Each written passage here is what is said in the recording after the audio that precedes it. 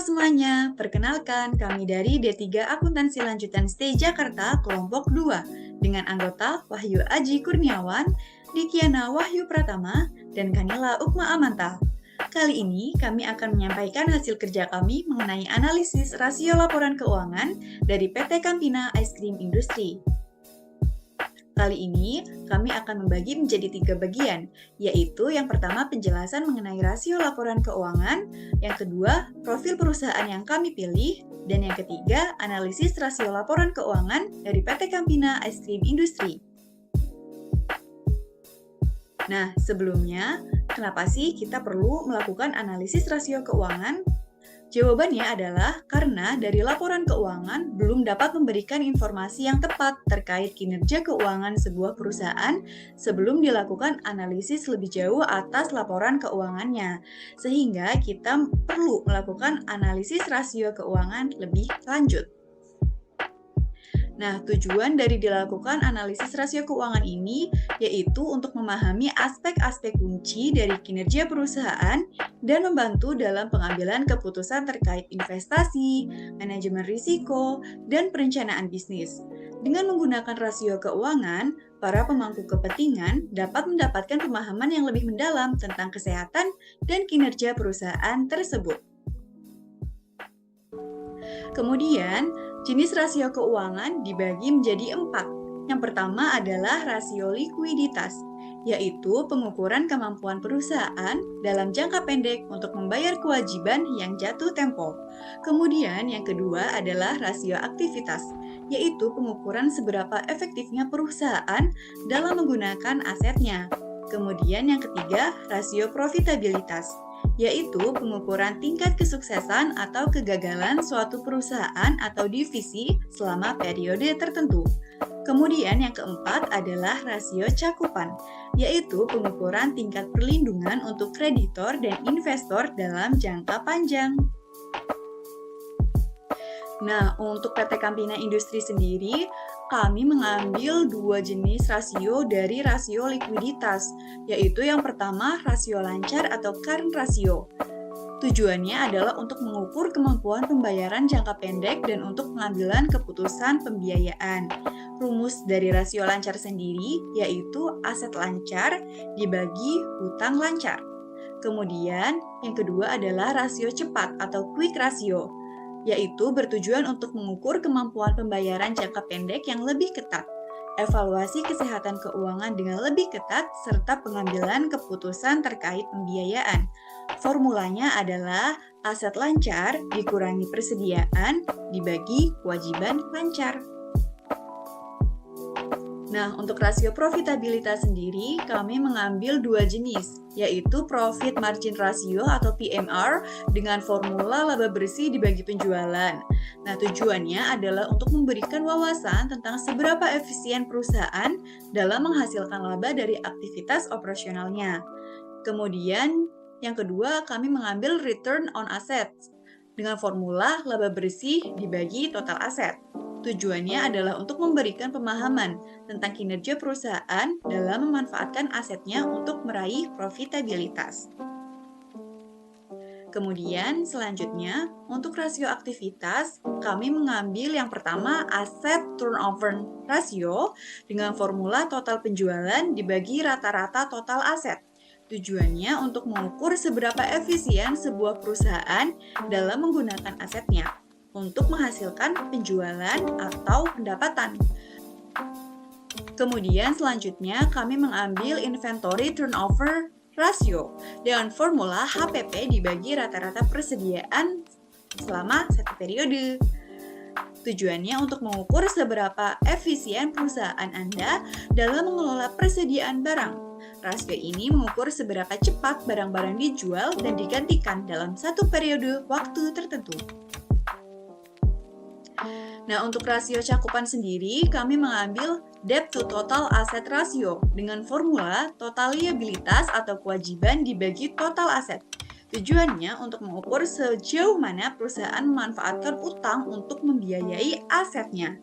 Dan yang terakhir, ini kami mengambil jenis cash debt coverage ratio dengan formula arus kas dari operasi dibagi jumlah total utang. Rasio ini bertujuan untuk memberikan gambaran tentang sejauh mana perusahaan dapat memenuhi kewajiban utangnya dengan menggunakan kas yang dihasilkan dari operasinya, serta menilai risiko keuangan perusahaan dan memahami sejauh mana perusahaan dapat mengatasi utangnya dengan menggunakan kas yang ada. Nah, kemudian profil perusahaan dari PT Campina Ice Cream Industry, pasti teman-teman sudah tidak asing dengan Campina Ice Cream ini ya. Nah, Campina sendiri merupakan salah satu perseroan terdepan untuk kategori fast moving consumer goods dalam penjualan es krim di Indonesia, serta telah menjadi bagian tak terpisahkan dari sektor barang konsumsi di Indonesia selama 51 tahun sejak pertama kali didirikan pada tanggal 22 Juli 1972. Nah, berdasarkan anggaran dasar perusahaan, ruang lingkup kegiatan Campina ini adalah bergerak dalam bidang industri pengolahan es krim. Nah, selanjutnya untuk analisis rasio keuangan dari PT Campina Es Krim Industri akan dijelaskan lebih lanjut oleh rekan saya. Silakan. Selanjutnya, kita akan melakukan analisis rasio laporan keuangan dari PT Campina Es Krim Industri. Seperti yang telah dijelaskan sebelumnya, terdapat beberapa jenis rasio keuangan. Nah, kita akan melakukan analisis untuk semua jenis rasio keuangan. Baik. Nah, tentunya ya, pertama kita harus menghitung rasio keuangan sesuai dengan rumus yang telah dijelaskan tadi dengan sumber data dari laporan keuangan audited perusahaan PT Campina.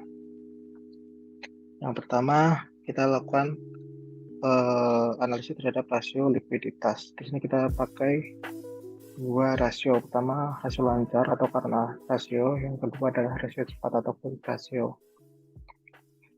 Bisa dilihat di sini untuk kedua rasio di sini angkanya selalu tinggi. Untuk rasio lancar PT Campina selalu di atas 1. Maka perusahaan tersebut memiliki kemampuan yang baik dalam melunasi kewajibannya.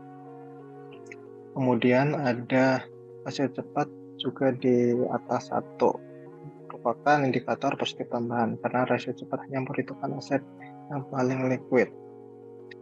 Maka rasio cepat dapat memberikan gambaran yang lebih baik tentang kemampuan perusahaan untuk membayar kewajiban jangka pendeknya. Yang kedua, rasio profitabilitas. Di sini kita gunakan dua rasio. Pertama, profit margin ratio atau PMR. Yang kedua ada return on asset atau ROA. Sudah bisa dilihat ya, di sini terjadi penurunan di tahun 2020 untuk kedua rasio tersebut turun ya, penurunan ROA dan PMR pada tahun 2020 karena dampak dari pandemi COVID-19 pada berbagai aspek operasional perusahaan. Pandemi ini menyebabkan beberapa faktor yang berkontribusi pada penurunan kinerja keuangan perusahaan. Tapi kita bisa lihat ya, di tahun 2021 dan 2022 ini mulai bangkit kembali ya dari sisi rasio profitabilitasnya.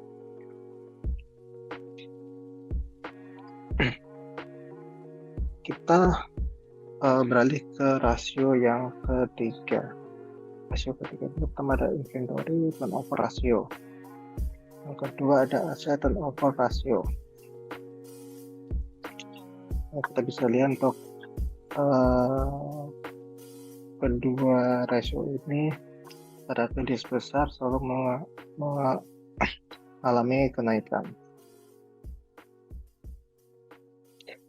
Nah, untuk rasio aktivitas yang lebih tinggi ini menunjukkan penggunaan aset dan persediaan yang lebih efisien. Yang pertama untuk inventory turnover ratio. Lihat di sini. Nah, dari tahun 2018 hingga tahun 2022, rasio ini terus meningkat. Peningkatan ini mengindikasikan bahwa perusahaan semakin efisien dalam mengelola persediaannya. Pada tahun 2022 di sini merupakan perbaikan yang signifikan ya. Ini nilai tertinggi ada di nilai 3,99. Kemudian untuk aset turnover ratio. Di Ini mengukur seberapa efisien perusahaan dalam menggunakan total asetnya untuk menghasilkan penjualan. Nah, peningkatan aset dan operasio juga merupakan indikasi positif karena menunjukkan bahwa perusahaan semakin efisien dalam menggunakan asetnya untuk menghasilkan penjualan. Yang terakhir, kita akan menganalisis dari rasio kecakupan. Di sini kita gunakan dua rasio lagi. Pertama, debt to total asset ratio atau DAR, kemudian cash debt coverage ratio. Nah, untuk debt to total asset ratio, di sini bisa dilihat di sini nilainya selalu kurang dari 1 ya. Nah, kalau debt to total asset ratio semakin kecil, maka dia akan semakin baik. Nah, berbeda dengan cash debt coverage ratio. Nah, di sini rasio ini jika lebih tinggi menunjukkan penggunaan aset yang lebih efisien. Untuk debt to total asset ratio, rasio ini mencerminkan seberapa besar utang perusahaan dibandingkan dengan total asetnya. Nah, bisa dilihat, maka dapat ditemukan sebagian kecil aset perusahaan PT Campina adalah hasil pembiayaan dari hutang. Kemudian untuk cash debt coverage ratio. Nah, rasio ini mengukur kemampuan perusahaan untuk membayar utangnya dengan menggunakan arus kas operasional. Maka di atas satu menunjukkan bahwa perusahaan mampu membayar utangnya dengan arus kas operasional. Rasio ini meningkat ya dari tahun 2018 hingga tahun 2021. Menunjukkan perbaikan dalam kemampuan perusahaan untuk membayar utang. Akan tetapi ini sempat turun ya. Di tahun 2022 meskipun dia masih di atas 1. Nah, demikian paparan dari kelompok kami. Ini referensi yang kita gunakan. Pertama ada ISO Intermediate Accounting IFRS Edition volume 1. Kemudian ada annual report dari PT Campina Es Krim Indonesia Tbk dari tahun 2018 sampai dengan tahun 2022. Terima kasih, sampai jumpa pada lain kesempatan.